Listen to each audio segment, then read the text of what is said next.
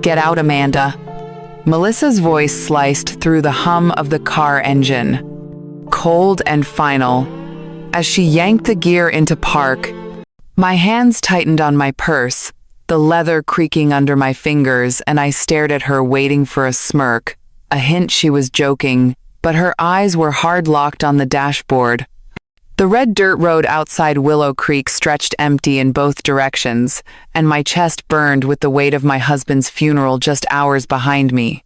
I opened my mouth, but no words came, only the sharp sting of betrayal, like a slap I didn't see coming. You're serious? I managed, my voice shaking, and she just nodded, one quick jerk of her head, and pointed to the door. Hello, I'm Amanda Harper, 60 years old. Before I dive into this story, please take a moment to like, subscribe, and comment with where you're watching from. Your support means everything.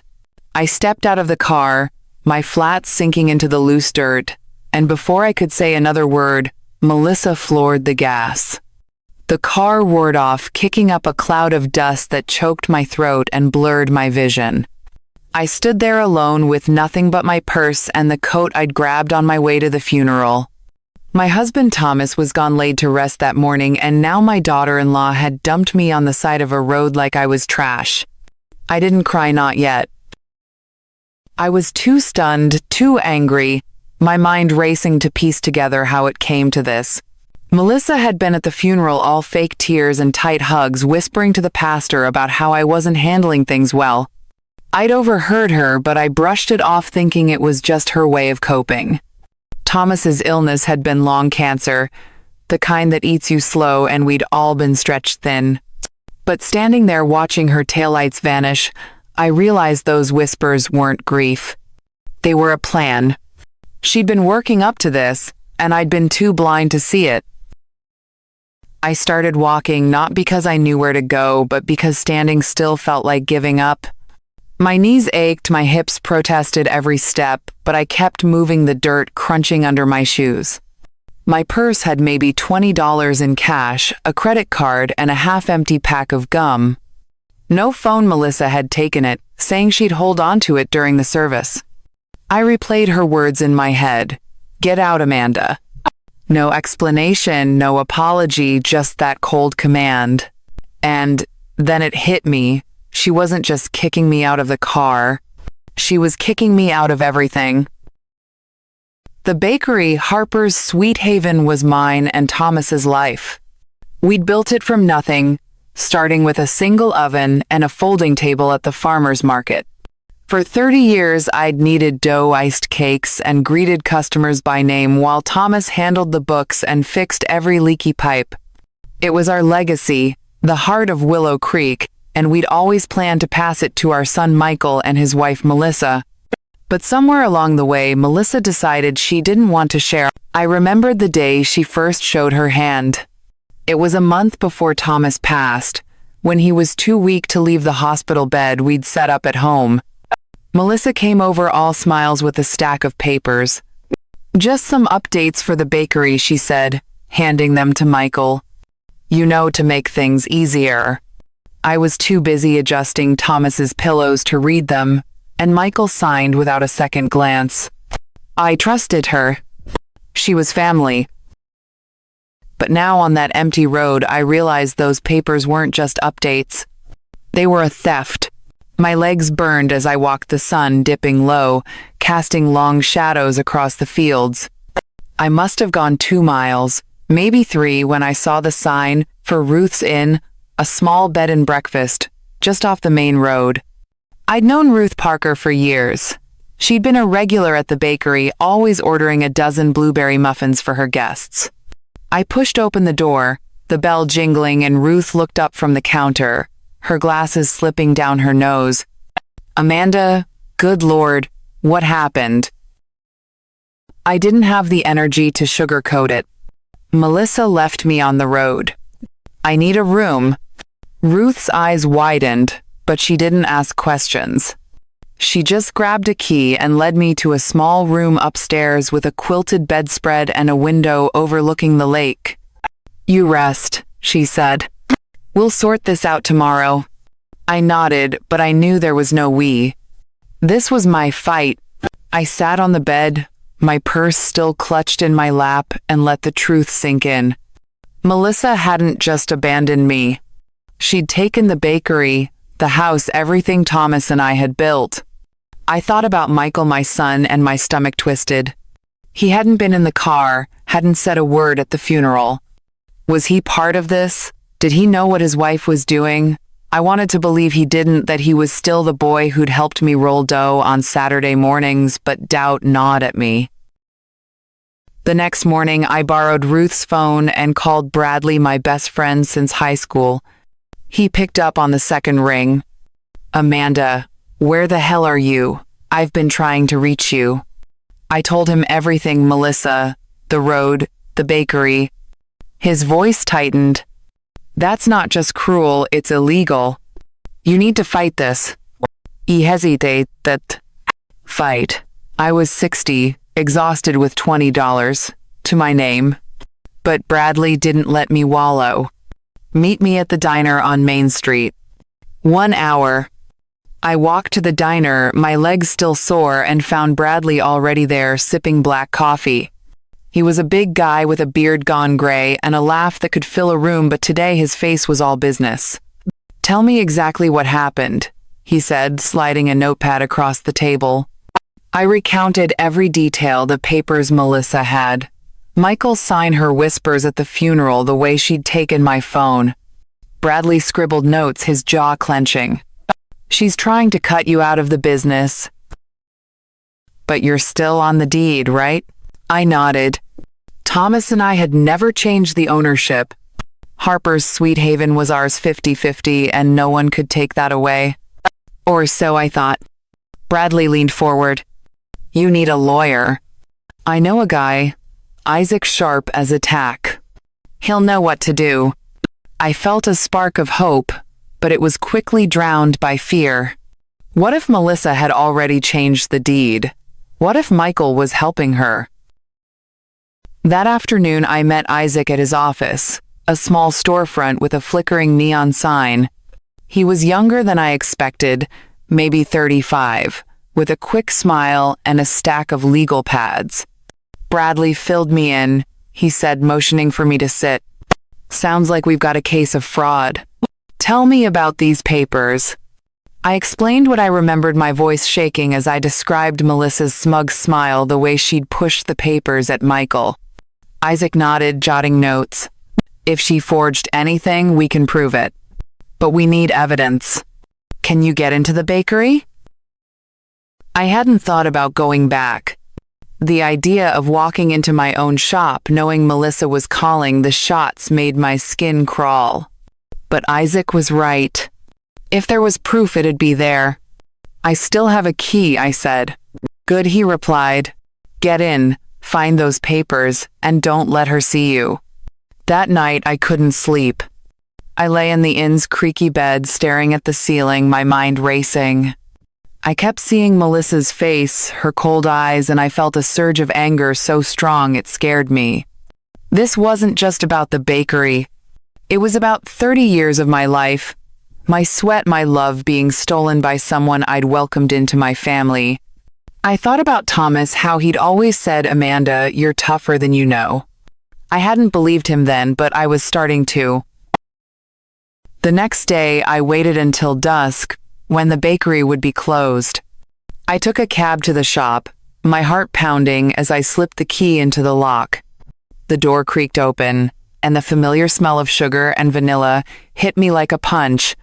The counters were the same. The chalkboard menu still listed my lemon bars, but something felt wrong, like the place had been hollowed out. I moved to the back office where Thomas used to keep our records. The filing cabinet was still there, but the lock was new. I froze hearing a car pull up outside. Headlights flashed through the window, and I ducked behind the desk, my pulse hammering. Voices, Melissa's and Michael's. "You sure you locked it?" Michael asked, his voice tense. "Relax," Melissa snapped. "No one's coming." I held my breath, praying they wouldn't check the office. After what felt like forever, the car drove off and I let out a shaky exhale. I didn't have a key for the new lock, but I wasn't leaving empty-handed. I searched the desk, finding a stack of invoices with Melissa's handwriting, all dated after Thomas passed. One caught my eye, a transfer request to a new bank account with my name, listed as former owner. My hands shook as I stuffed it into my purse. This wasn't proof of forgery, but it was a start. I slipped out the back door, my heart still racing, and walked the long way back to the inn. Ruth was waiting up a mug of tea in her hands. "You okay?" she asked. I nodded, but I wasn't. I was furious, not just at Melissa, but at myself, for trusting her, for letting her slide into our lives like she belonged. I handed the invoice to Bradley the next morning, and he grinned. "This is gold. Isaac's gonna love it." Isaac did love it. He called me that afternoon, his voice buzzing with excitement. "This shows intent," he said. "She's moving money without your consent. If we can find those papers she had, Michael's sign, we've got her." I felt a rush of adrenaline, like I was finally fighting back. But then I thought about Michael, my son, and my stomach twisted again. I hadn't seen him since the funeral, hadn't heard his voice. Was he in on this, or was he just blind to his wife's schemes? I went back to the bakery 2 nights later, this time with a crowbar Bradley had lent me. I didn't care about being subtle anymore. I pried open the filing cabinet, the metal screeching, and there they were, a folder labeled Ownership Transfer. My name, Thomas's name, and a signature that looked like mine, but wasn't. The date was wrong, the format off, just like Melissa always wrote it. I snapped photos with Ruth's old camera, my hands steady for the first time in days. I left the bakery, the folder tucked under my coat, and walked straight to Isaac's office. He was still there, working late. I slid the photos across his desk. "Is this enough?" I asked. He looked at them, his eyes narrowing. "Oh, yeah? This is more than enough." I walked back to the inn under a sky full of stars, my breath visible in the cold Maine air. For the first time since Melissa left me on that road, I felt something like hope. She thought she'd won, thought I'd crumble. But I was Amanda Harper, and I wasn't done yet. I stood in Isaac's office, the photos of Melissa's forged papers spread across his desk like a confession she never meant to make. My hands were steady, but my blood was boiling, not just because she'd tried to steal Harper's sweet haven, but because she thought I'd let her. Isaac leaned back in his chair, flipping through the images, his pen tapping the desk. "This is solid, Amanda," he said. "The signature's off, the date's wrong, and there's no notary." She didn't even try to cover her tracks. I nodded, but my mind was already racing ahead, thinking about what else she'd hidden, what else I'd missed while I was grieving Thomas. Isaac slid the photos into a folder. "We need more," he said. "Bank records, emails, anything showing she's been moving money or changing ownership." "Can you get into the bakery's accounts?" I hesitated. The bakery's books were all online now, thanks to Melissa's upgrades. She'd changed the passwords months ago, saying it was to streamline things. I'd let it slide, too tired from Thomas's hospital visits to argue. "I don't have access," I admitted. Isaac raised an eyebrow. "Then we start with what you can get. Talk to people, employees, vendors, anyone who's seen her acting shady." I left his office with a fire in my gut, not just anger but purpose. I wasn't going to sit around waiting for Melissa to slip up. I headed straight to the diner to meet Bradley, who was already there, tearing into a plate of pancakes. He looked up, syrup on his beard, and grinned. "You look like you're ready to burn something down." I slid into the booth, dropping the folder of photos. "Not burn," I said. "Expose." He wiped his mouth and leaned in, flipping through the images. "Damn, she's bold. What's the plan?" I told him about Isaac's advice. Dig for more evidence, talk to people. Bradley nodded, his eyes narrowing. Start with Maria. She's been at the bakery forever. If anyone's seen Melissa pulling strings, it's her. Maria Torres had been our cashier for 15 years, always smiling, always remembering customers' orders. I hadn't talked to her since Thomas passed, hadn't even thought to check in. Guilt hit me, but I pushed it aside. This wasn't about feeling bad, it was about action. I found Maria at the bakery that evening, wiping down the counter after closing. The bell jingled as I walked in and she froze, her eyes wide. Amanda, I thought. She stopped, glancing at the door, like she expected Melissa to barge in. Thought what I asked, keeping my voice calm.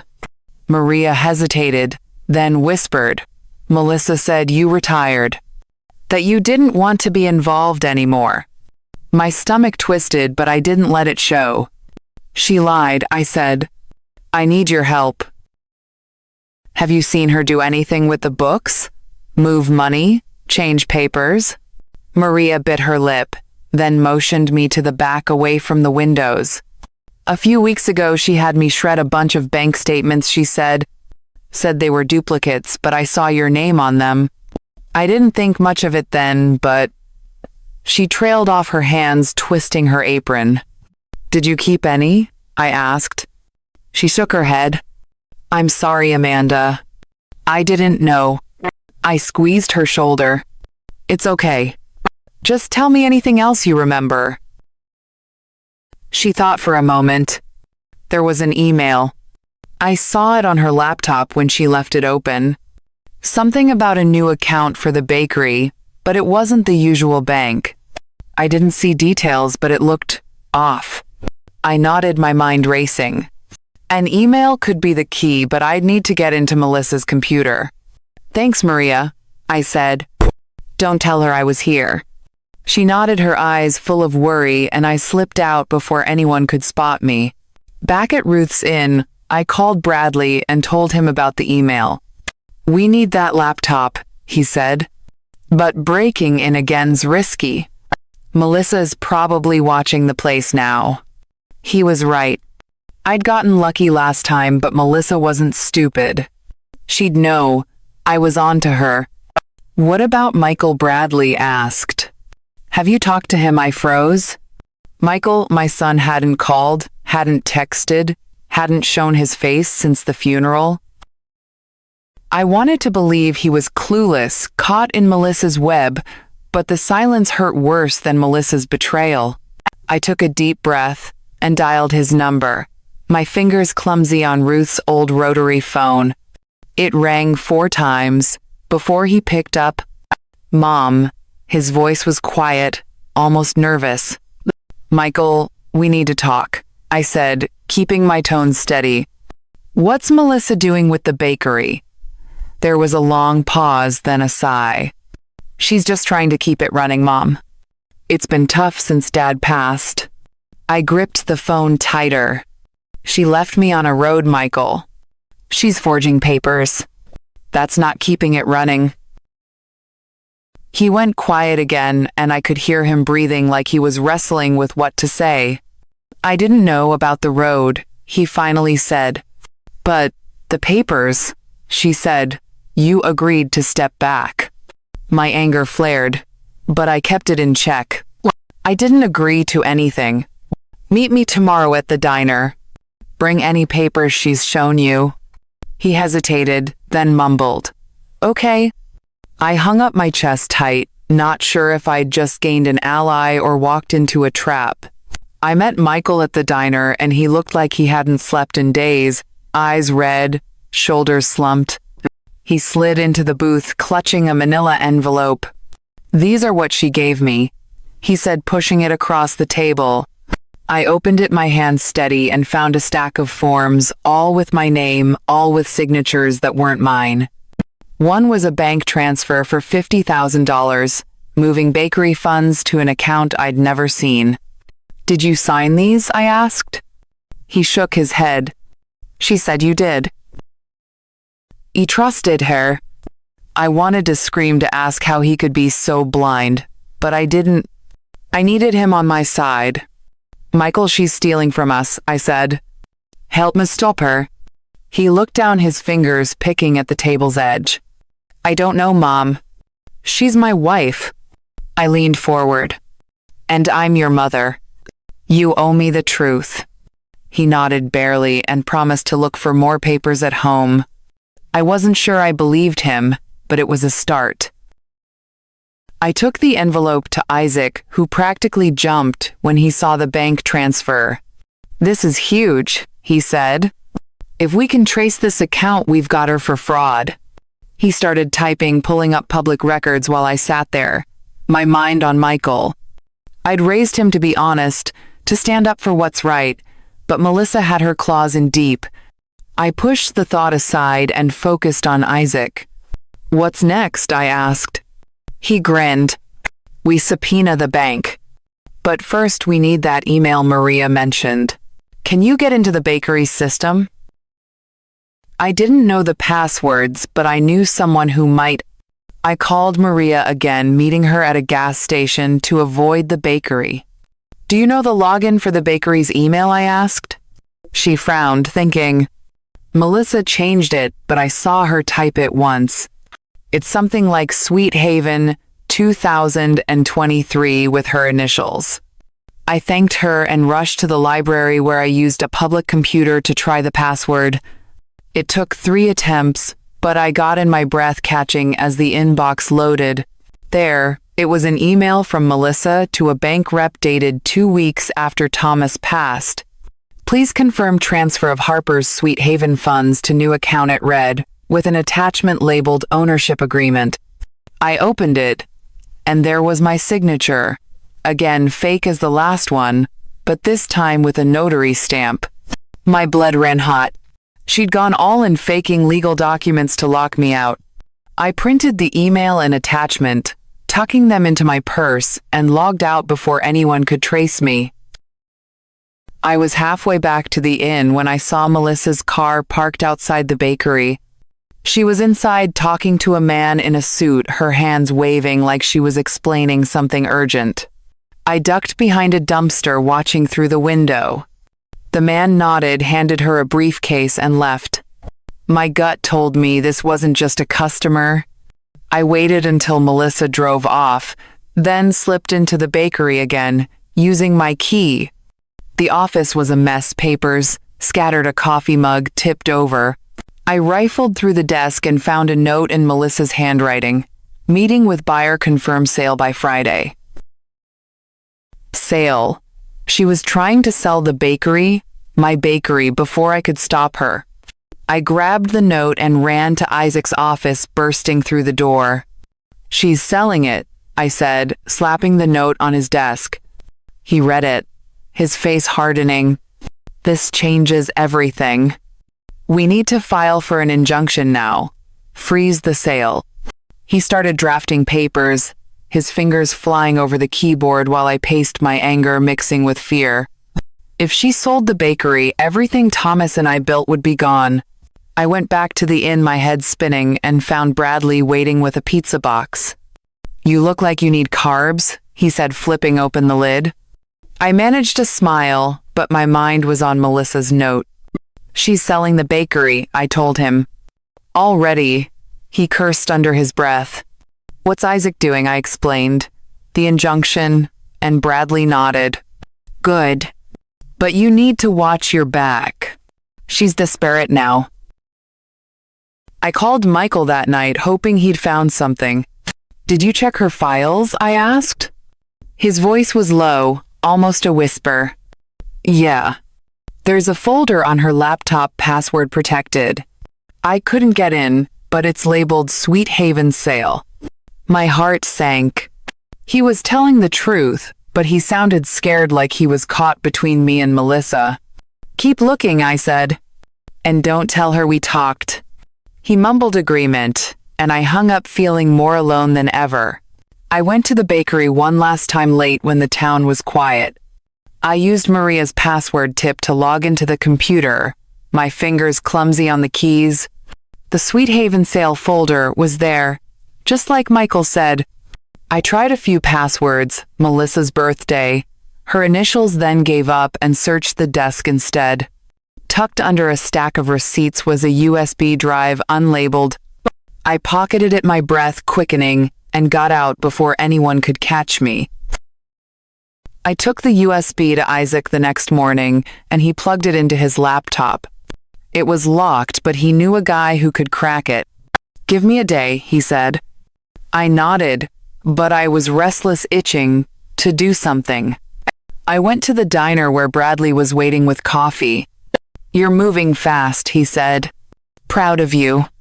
I shrugged. "No choice. She's not stopping, so neither am I." Isaac called me later, his voice tense. "The USB's got emails, contracts, everything. She's been planning this for months, Amanda. There's even a draft sale agreement for $200,000.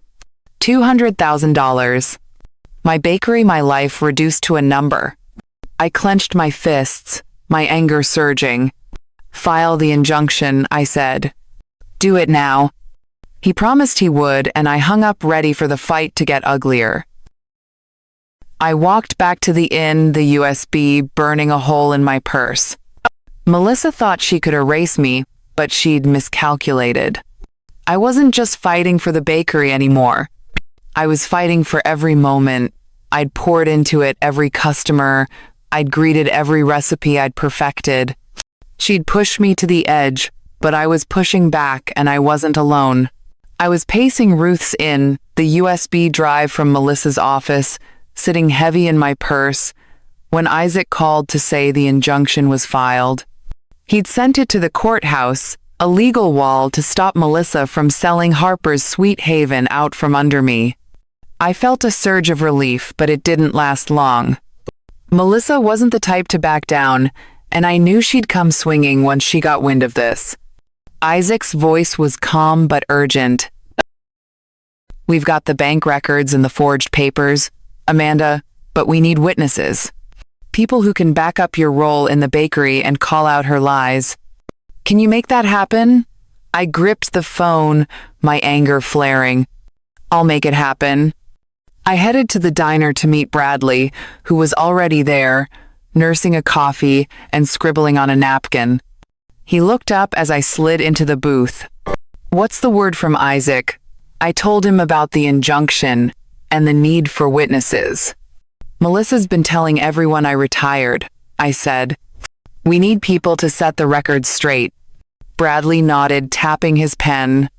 "Talk to Tom Ellis. He's been buying your scones for 20 years. If anyone knows you're the heart of that bakery, it's him." Tom ran the hardware store across from Harper's Sweet Haven, a gruff guy with a soft spot for my blueberry scones. I found him restocking paint cans, his apron streaked with dust. "Amanda," he said, setting down a can. "Heard you were out of the game." I shook my head. "Melissa's spreading lies. She's trying to sell the bakery, Tom, and she's cut me out. I need you to tell the truth, that I've been running the place all along." He frowned, scratching his beard. "She told me you were stepping back, grieving Thomas. But yeah, I've seen you there every day, icing cakes, working the register. I'll write it down for you." I handed him a legal pad Isaac had given me for witness statements. "Just say what you know," I said. Tom nodded already, jotting notes, and I felt a spark of momentum. If I could get enough people like him, Melissa's story would fall apart. I spent the rest of the day tracking down others, Ellen, who supplied our flour, and Jose, who fixed our ovens. Both agreed to write statements, shocked when I told them Melissa claimed I'd quit. "You're the bakery," Ellen said, shaking her head. "She's got some nerve." I was feeling good, like I was finally gaining ground, when I got a call from Maria, the cashier. Her voice was low, panicked. "Amanda, Melissa's asking questions. She knows someone's been in the office." My stomach twisted, but I kept my cool. "What'd you tell her?" Maria hesitated. "Nothing. But she's checking the computer, the files. She's mad." I thanked her and hung up, my mind racing. Melissa was onto me and I needed to move faster. I went to Isaac's office, dropping off the witness statements. He scanned them, his eyes lighting up. "These are gold," he said. "With the bank records and the USB, we're building a strong case." But Melissa's lawyer just filed a response to the injunction. "She's claiming you're unfit, saying grief made you erratic and you agreed to transfer ownership." I clenched my fists, my anger boiling over. "That's a lie," I said. Isaac nodded. "We know. But she's playing dirty, spreading this to the town. You need to counter it." I left his office, my head spinning, and ran into Bradley at the diner. He was eating a burger, ketchup on his shirt. "You look like you're about to punch something," he said. I told him about Melissa's claims, and he cursed under his breath. "She's trying to ruin your name.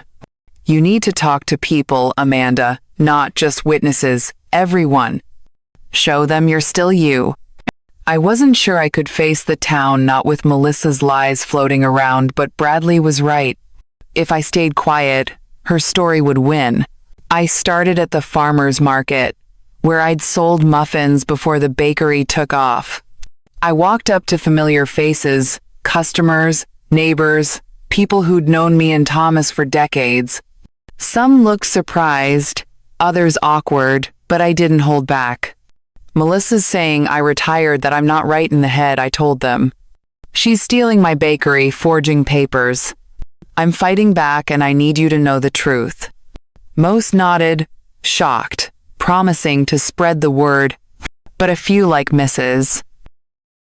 Carter, who ran the flower stall, avoided my eyes. "I heard you were struggling," she mumbled. "Melissa said it's for the best." I swallowed my anger and moved on. I couldn't win everyone, but I could keep going. I was leaving the market when Michael called.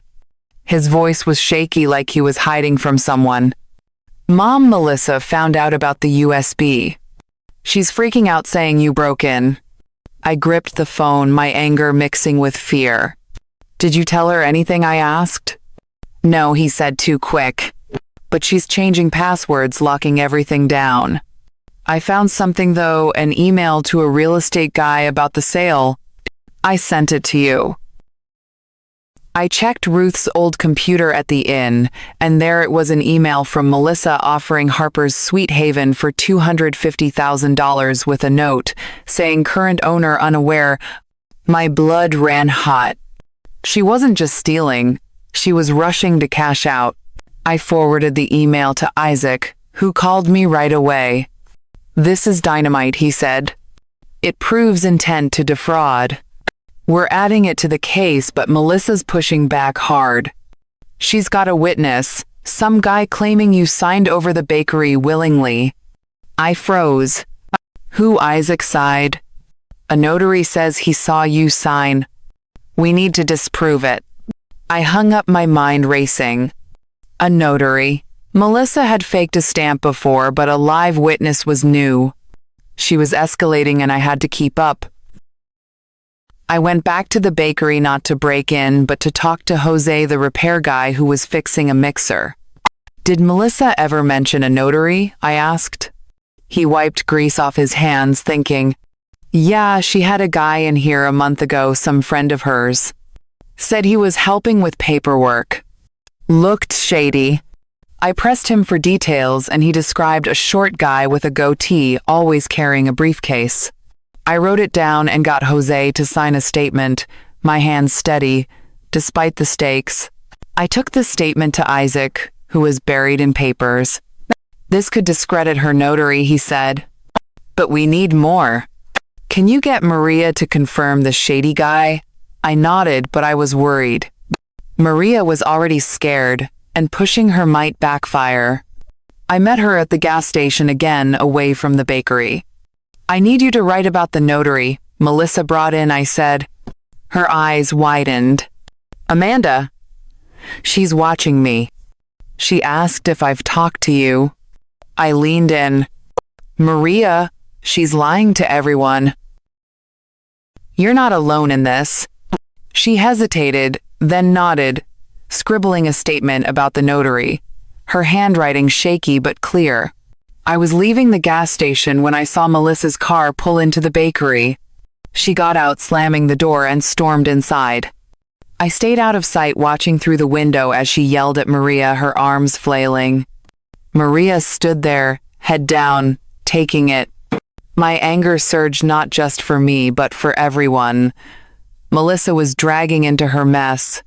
I wanted to barge and confront her, but I held back. This wasn't the time. I had to stay smart. I went to Bradley, who was at the diner eating pie. "Melissa's losing it," I said, sliding into the booth. "She's bullying Maria, lying about a notary." Bradley pushed his plate aside. "She's scared, Amanda. You're closing in." "What's Isaac say?" I told him about the notary and the new email. "He's building the case, but Melissa's spreading lies about me being unfit." Bradley leaned forward. "Then you show up where people can see you. Don't hide. Let them know you're fighting." I took his advice, going to the town hall meeting that evening. Willow Creek's meetings were usually dull budget talks, road repairs, but tonight I walked in with my head high. People whispered as I sat down, some nodding, others looking away. Melissa was there in the front row, all smiles, like she owned the place. When the mayor asked for community updates, I stood up. "I'm Amanda Harper," I said, my voice steady. "Some of you have heard I retired from Harper's Sweet Haven. That's a lie. My daughter-in-law's trying to sell my bakery, forging papers to cut me out. I'm fighting back and I need your support." The room went quiet, then buzzed with murmurs. Melissa's smile froze, and she stood, her voice sharp. Amanda's confused, grieving. She agreed to step back. I didn't flinch. "I didn't agree to anything, Melissa. I have proof you faked my signature." People gasped, and the mayor banged his gavel, ending the discussion. But I'd done what I needed, planted the truth in public. Melissa glared at me as I left, her eyes promising trouble. I was back at the inn, going over witness statements, when Michael called again. "Mom, Melissa's meeting with her lawyer tomorrow," he said, his voice low. "She's saying you're harassing her, trying to get the injunction thrown out." I gripped the phone, my anger flaring. "Harassing? She left me on a road, Michael." "What are you doing about this?" he sighed. "I'm trying." "Okay, I found another email, sent it to you." I checked the computer, and there it was, Melissa telling her lawyer to handle Amanda's interference. I forwarded it to Isaac, my resolve hardening. Isaac called me right after, his voice tense. "Her lawyer is pushing for a hearing next week. They're claiming you're unstable, Amanda. We need to be ready. Can you get one more witness?" I thought of Ruth, the innkeeper, who'd seen me at my lowest but never doubted me. I found her in the inn's kitchen, stirring soup. "Ruth, I need you to write a statement," I said. "Tell them I'm not erratic, that I've been fighting for my bakery." She set down her spoon. "You got it. Nobody's fooling me with that nonsense." Ruth's statement was short but solid, and I dropped it off at Isaac's office. He added it to the pile, his desk, now a war zone of papers. "We're almost there," he said. "The hearings are shot to shut her down. But Melissa's not done. She's telling people you're trying to ruin Michael's future." I shook my head, my anger mixing with exhaustion. Michael's future. She was using my son as a shield, and it was working. I went to the diner where Bradley was waiting with coffee. "You're shaking up the town," he said, grinning. "Heard about the meeting?" Melissa's rattled. I managed to smile, but my mind was on Michael. "He's still not picking a side," I said. Bradley leaned in. "He's scared of her, Amanda. Keep pushing. He'll come around." I wasn't so sure, but I didn't have time to dwell. Melissa was fighting dirty, and I had to fight smarter. I was leaving the diner, when Maria texted me from a new number. Melissa fired me, she wrote. Said I was disloyal. I'm sorry. My anger exploded. Firing Maria was Melissa's way of tightening her grip, silencing anyone who could help me. I called Maria right away. You did nothing wrong, I said. Write another statement. Say she fired you for talking to me. It'll help. She agreed, her voice shaky but determined.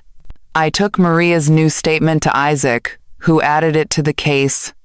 This shows retaliation, he said. It's another nail in her coffin. I nodded, but I was restless, knowing Melissa was out there twisting the truth, turning people against me. I went back to the bakery one last time, not to sneak in, but to stand outside looking at the sign Thomas and I had painted 30 years ago. It was faded now, but still ours. Melissa could lie all she wanted, but she couldn't erase that. I walked back to the inn, my purse stuffed with witness statements, emails, and the USB drive. The hearing was coming, and Melissa was throwing everything she had at me. But I was ready, not just for the bakery, but for the truth. She'd tried to break me, but all she'd done was make me fight harder. I stood outside Harper's Sweet Haven, the faded sign swinging in the breeze, my purse stuffed with evidence that could bury Melissa, but knowing the real fight was just starting. Isaac had the injunction in place, freezing the bakery sale, and the hearing was set a chance to prove Melissa's fraud in court. I walked back to Ruth's Inn, my anger burning steady, not wild, like before, but focused, like I was finally seeing the finish line. Isaac called as I reached my room, his voice sharp. Melissa's team is coming hard, Amanda. They've got that notary and a stack of affidavits saying you were too grief-stricken to run the bakery. We need to be airtight. I gripped the phone, my resolve hardening. We will be. I met Isaac at his office, where he was sorting through our evidence, witness statements, bank records, the USB drive, and Melissa's emails. He slid a legal pad across the desk. We've got Maria, Tom, Ellen, Jose, and Ruth backing you, he said. But Melissa's notary, this guy named Victor, claims he saw you sign the transfer. We need to discredit him. I nodded, remembering Jose's description of the shady guy with a goatee. Jose saw him with Melissa, said he was her friend. Can we use that? Isaac grinned. Oh yeah. If we can prove he's biased, his testimony's toast. I left his office and headed to the diner to meet Bradley, who was digging into a plate of fries. He looked up, ketchup on his chin. You ready for this hearing? I slid into the booth, dropping my purse. Ready as I'll ever be. Melissa's got a fake notary, but we've got proof he's in her pocket. Bradley wiped his mouth, leaning in. She's disparity, Amanda. That's why she's lying about you. You just keep pushing. I nodded, but my mind was on Michael. And he'd sent me that email, but he was still dodging, caught between me and his wife. I needed him to pick a side. I called Michael from the inn's phone, my fingers tight on the receiver. You coming to the hearing? I asked. His voice was low, like he was hiding. I don't know, Mom. Melissa's saying you're tearing us apart. My anger flared, but I kept it in check. She's stealing my life, Michael. I need you there with anything else you found. He sighed long and heavy. I'll try. There's a text I saw on her phone about meeting Victor. I'll send it. I hung up my chest tight, hoping he'd follow through, but not counting on it. Michael's text came through on Ruth's old phone. A screenshot of Melissa's message to Victor. Make sure your story holds. We can't let her win. I forwarded it to Isaac, who called right away. This is huge, he said. It shows collusion. We're bringing it to the hearing. I felt a surge of momentum, but it didn't last. Maria texted me, her words rushed. Melissa's telling people I lied, that I'm bitter, because she fired me. I called her, keeping my voice calm. Write another statement. Maria. Say she's trying to silence you. We'll use it. She agreed, and I felt a mix of anger and pride. She was scared, but she was fighting back. I went to the courthouse early, meeting Isaac outside, his briefcase stuffed with our evidence. He adjusted his tie, looking younger than his 35 years. "We've got this," he said. "Just tell the truth." I nodded, my anger steady, ready to face Melissa. The courtroom was small, with creaky benches, and a judge who looked like he'd rather be fishing. Melissa sat across the aisle, her lawyer next to her, a slick guy in a suit too shiny for Willow Creek. Michael was in the back, his eyes on the floor, and my stomach twisted. Would he help, or just watch? The judge called the hearing to order, and Isaac went first, laying out our case. Melissa's forged signatures, the bank transfers, the USB drive, the emails, and the witness statements. He showed the text from Melissa to Victor, calling it proof of collusion. The judge nodded, scribbling notes, and I felt a spark of hope. Then Melissa's lawyer stood, his voice smooth. "Mrs. Harper was overwhelmed after her husband's passing. She agreed to transfer ownership to Melissa, who's been running the bakery successfully. Our notary, Victor, will confirm this."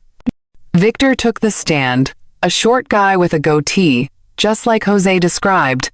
He swore he saw me sign the transfer, his voice confident, but his eyes darted to Melissa. Isaac crossed him, holding up Jose's statement. "You were seen with Melissa multiple times, described as her friend. Is that true?" Victor shifted his hands, gripping the stand. "We've met, sure, but I'm a professional." Isaac held up the text. "Then why did Melissa tell you to make sure your story holds?" The courtroom buzzed, and Victor stammered, his story crumbling. The judge frowned, waving him down. Melissa's lawyer called her next, and she took the stand, all fake tears and soft words. "I was just trying to help," she said, dabbing her eyes. "Amanda was struggling, and Michael and I wanted to keep the bakery going." I clenched my fists, my anger boiling. Isaac leaned over. "You're up next. Tell them everything." I took the stand, my voice steady, and looked straight at the judge. "I built Harper's Sweet Haven with my husband for 30 years. I never agreed to give it up. Melissa forged my signature, moved money, and tried to sell it behind my back. I have bank records, emails, and witnesses to prove it." I pointed to the evidence: Maria's statements, Tom's, Ellen's, Jose's, Ruth's, and the USB drive. I looked at Melissa, her face pale, and kept going. She left me on a road after my husband's funeral, thinking I'd give up. But I'm here fighting for what's mine. The judge nodded, his pen moving fast, and I stepped down, my anger still burning but lighter, like I'd finally said what needed saying. Melissa's lawyer tried to trip me up, asking about my grief, suggesting I'd been unreliable. I didn't flinch. I was grieving, sure, but I never stopped running my bakery until Melissa locked me out. He pushed harder, bringing up Michael, saying I was hurting my son. I looked at Michael, his head still down, and said, "I'm fighting for the truth, not against my son." The lawyer backed off, and I sat down, Isaac giving me a nod. "Nailed it," he whispered. The judge called a recess, and I stepped outside Bradley, waiting with coffee. "You were a badass in there," he said, grinning. I managed to smile, but my eyes were on Michael, who'd followed me out. He looked torn, his hands stuffed in his pockets. "Mom, I found something else," he said, handing me a USB stick. "It's Melissa's backup drive. I don't know what's on it, but it's from her laptop." I took it, my anger softening for a moment. "Thank you," I said. He nodded, then walked away, still not meeting my eyes. I gave the USB to Isaac, who plugged it into his laptop during the recess. It had more emails, including one from Melissa to her lawyer, admitting she'd handled the signature to simplify things. Isaac's eyes lit up. "This is a smoking gun," he said. We're showing this now." Back in court, Isaac presented the new evidence and the courtroom went silent. Melissa's lawyer objected, saying it wasn't verified, but the judge allowed it, his face grim.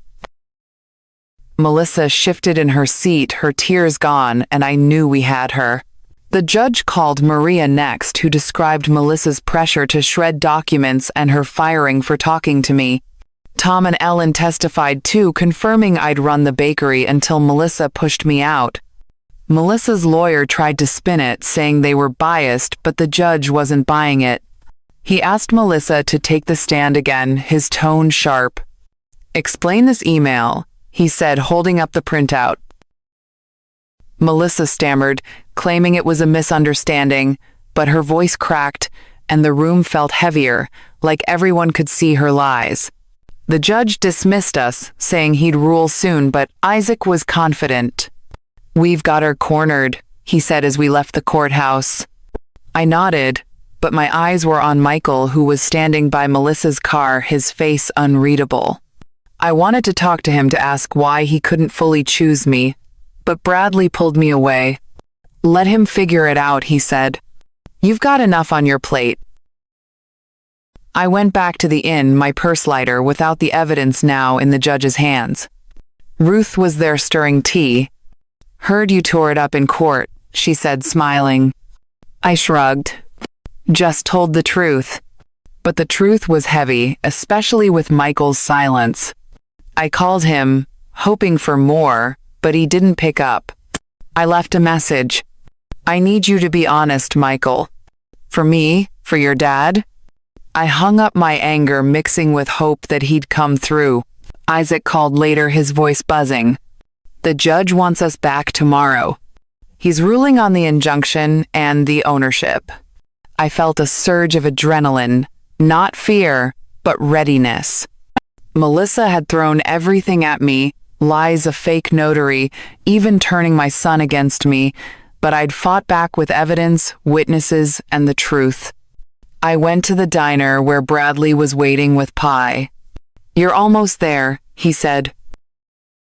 "What's the plan if you win?" I hadn't thought that far, but I knew one thing: I wasn't letting Melissa walk away clean. I was leaving the diner when Maria ran up out of breath.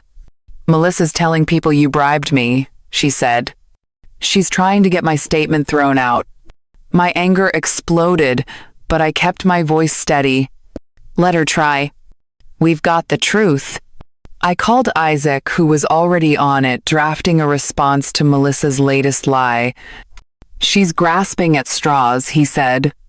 "We're ready for tomorrow." I went back to the inn, going over my notes, the witness statements, the emails, everything we'd built. The hearing had been my chance to show Melissa. She couldn't erase me, and I'd done that, but the ruling would decide if I got my bakery back. I looked at the photo of Thomas I kept in my purse, his smile from the day we opened Harper's Sweet Haven. "I'm doing this for us," I whispered, my anger turning to resolve. Melissa had tried to break me, but I was still standing and I wasn't stopping now. I was sitting at Ruth's inn, staring at Thomas's photo, my anger still simmering but mixed with something new, hope, when Isaac called to say the judge was ready to rule. The courthouse was waiting, and I knew this was at the moment that would decide if Harper's Sweet Haven stayed mine or if Melissa's lies won. I grabbed my purse, stuffed with notes and witness statements, and headed out, my resolve like steel. Isaac met me outside the courtroom, his tie crooked, but his eyes sharp. "We've got everything: emails, bank records, witnesses, that USB. Melissa's got nothing but a fake notary and excuses." I nodded, ready to end this. The courtroom was packed, Willow Creek folks filling the benches, whispering as I walked in. Melissa sat with her lawyer, her face tight, no more fake tears. Michael was in the back, his hands clasped, still avoiding my eyes. The judge took his seat, his face unreadable, and called the hearing to order. He held up a stack of papers, our evidence, Melissa's lies, and started reading. Based on the evidence, including forged signatures, unauthorized bank transfers, and witness testimony, the court finds the ownership transfer invalid. Harper's Sweet Haven remains under Amanda Harper's control. The room erupted gasps and murmurs, and I felt a weight lift my anger, giving way to relief. Isaac slapped my shoulder, grinning. We did it. Melissa's lawyer tried to object, muttering about appeals, but the judge shut him down. You've wasted enough of this court's time, he said. Melissa stood, her face pale, and stormed out her heels, clicking. I stayed seated, letting the ruling sink in. The bakery was mine again. Every recipe, every counter, every memory of Thomas and me building it from nothing. But I knew I wasn't keeping it, not after everything. I left the courthouse and found Bradley at the diner, a coffee waiting for me. Heard you crushed it, he said, pushing the mug across the table. I managed a smile. It's mine again. But I'm selling. His eyebrows shot up. You sure? I nodded. It's not about the bakery anymore. It's about starting over. I'd spent 30 years pouring my life into Harper's Sweet Haven, but Melissa's betrayal showed me it wasn't my future. I wanted something new, something that was just mine. I called a real estate agent, Sarah, who'd bought my lemon bars for years. She came to the inn with a notepad and a plan. The bakery's got a good rep, she said. We'll find buyers fast. I gave her the go-ahead, and she listed it for $300,000 more than Melissa's shady deal. Within days, a young couple, Hannah and Joel, showed up full of ideas for turning the bakery into a community hub. They walked through the shop, touching the counters, asking about my recipes, and I knew they were the ones. I signed the sale papers a week later, handing over the keys with no regrets. I used the money to buy a small house by a lake outside Willow Creek, a one-bedroom with a porch and enough land for a garden. I hired a contractor to fix the roof and moved in with just my clothes, Thomas's photo, and a few boxes of kitchen gear. I planted daisies out front, not roses, like at the bakery, because I wanted something fresh. Ruth stopped by with a housewarming gift, a teapot, and hugged me tight. You're gonna love it here, she said. I nodded, feeling settled for the first time in months. I was unpacking when Melissa showed up unannounced, standing on my porch like she belonged there. Her makeup was smudged, her voice shaky. Amanda, please, let's talk. I didn't mean for it to go this far. My anger flared, but I kept my voice steady. You left me on a road, forged my name, tried to sell my life. We're done talking. She stepped closer, her hands out. Michael's struggling. We're broke. You won. Can't you help us? I looked her in the eye. You made your choices, Melissa. Live with them. I shut the door, not slamming it, just firm, and she left her car, peeling out. I called Michael right after, needing to know where he stood. He picked up, his voice quiet. Mom, I'm sorry. I didn't see what she was doing until it was too late. I waited, my anger softening but not gone. You sent me evidence, Michael, but you never stood up to her. Why? He sighed. I thought I could fix it without choosing sides. I was wrong. I nodded, even though he couldn't see. I sold the bakery. I'm starting over. You need to figure out what you're doing. He mumbled, I know, and hung up, leaving me with no answers, but no regrets either. I went to the diner to meet Bradley, who was eating a burger, ketchup on his shirt. New house, new life, he said, grinning. What's next? I shrugged. Maybe I'll bake for fun, not work. Or travel. I've got options. He raised his coffee. To options. I clinked my mug against his, feeling lighter than I had in years. The town was talking about the hearing, some still siding with Melissa's lies, but most came around. Tom sent me a crate of scones from the new bakery, and Maria got a job at a cafe, texting me, thanks for standing up for her. I was at the house setting up my kitchen when Isaac stopped by with a folder. "The court's pursuing fraud charges against Melissa," he said. "You don't have to testify, but they might need you later." I nodded, not surprised. "What about the money she took?" He smiled. "We're tracing it. You might get some back." I didn't care much about the money. Maybe $50,000 was still out there, but I had enough. I thanked him, and he left, promising to keep me posted. I walked to the bakery one last time, not to go in, but to see it from the outside. Hannah and Joel had repainted the sign, adding a sunflower logo, and the place was buzzing with customers. I felt a pang, not for the bakery, but for the life I'd had with Thomas. I pulled his photo from my purse and whispered, "We did good, didn't we?" Then I walked away, my steps steady, my anger gone, replaced by something I hadn't felt in months: freedom.